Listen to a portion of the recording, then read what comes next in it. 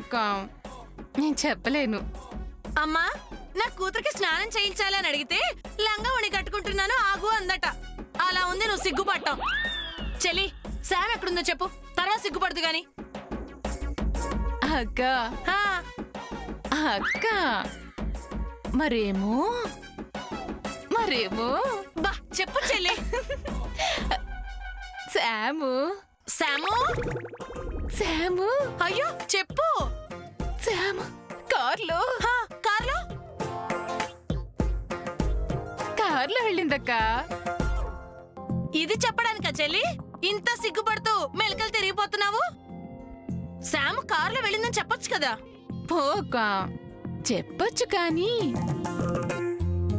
ఒంటరిగా వెళ్ళలేదు కదక్కా. జంటగా ఎవరు వెళ్ళారు?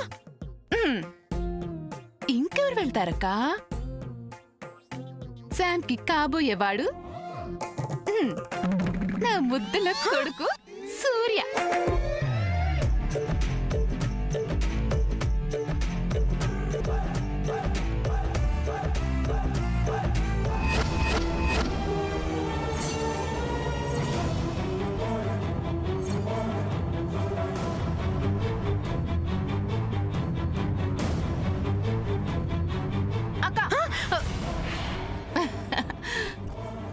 ఎలాగూ కలిసి బతకబోయే వాళ్లే కదా, అందుకే కలిసి వెళ్ళారు. అనుకుంటాం గాని అనుకున్నవన్నీ జరగవు చెల్లి. కుడియడం అయితే పొరపాటు లేదని దేవదాసులో నాగేశ్వరరావు చెప్పినట్టు ఈవిడ నాకు కాబోయే అత్త, ఇతను నాకు కాబోయే భర్త అని నిర్ణయించాల్సింది శామ్ చెల్లి, నువ్వు కాదు. హలో, అమెరికాలో అంతేనంట. ఆ రోజు శామ్ చెప్పిందిగా, విన్నావుగా నువ్వు కూడా. ఉండక్క, ఇప్పుడే పక్కింటి పిన్నిగాని పిలుచుకొస్తాను. ఆ పిన్నిగా ఎందుకు? ఉడుకుబోత్తనానికి చీర కడితే ఎలా ఉంటుందని నన్ను అడిగింది. ఒక్కసారి తీసుకొచ్చి నేను చూపిద్దామని. ఏం చెల్లి, వెటకారమా? లేకపోతే ఏంటక్క, సూర్య శామ్ కలిసి వెళ్లారని చెప్పగానే గుండె మంటతో పుల్ల విరుపుగా మాట్లాడుతున్నావు. మొత్తం నీదే తప్పు. మాట్లాడు, మర్యాదగా ఉండదు. అది మనకు కావాలి. అద్భుతం, సన్నివేశం పతాక స్థాయికి వెళ్ళి చేరింది.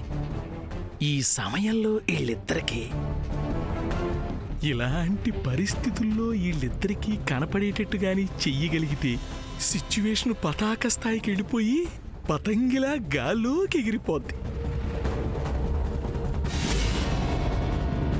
నా కోళ్ళని ఇప్పుడు కొట్టుకోవటం కాదు, ఇది చూశాక కొట్టుకోండి.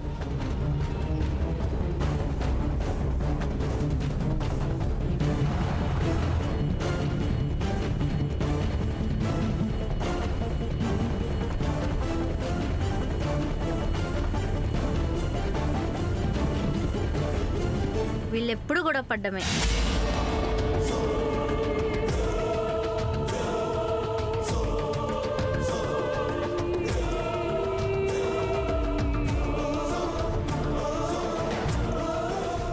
ఏముంది ఇందులో?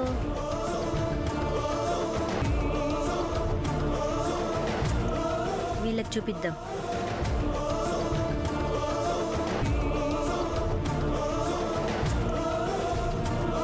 అమ్మగారు, పెద్దమ్మగారు, పెద్దమ్మగారు, అమ్మగారు, అమ్మగారు, అమ్మగారు. అయినా నాకెందుకు?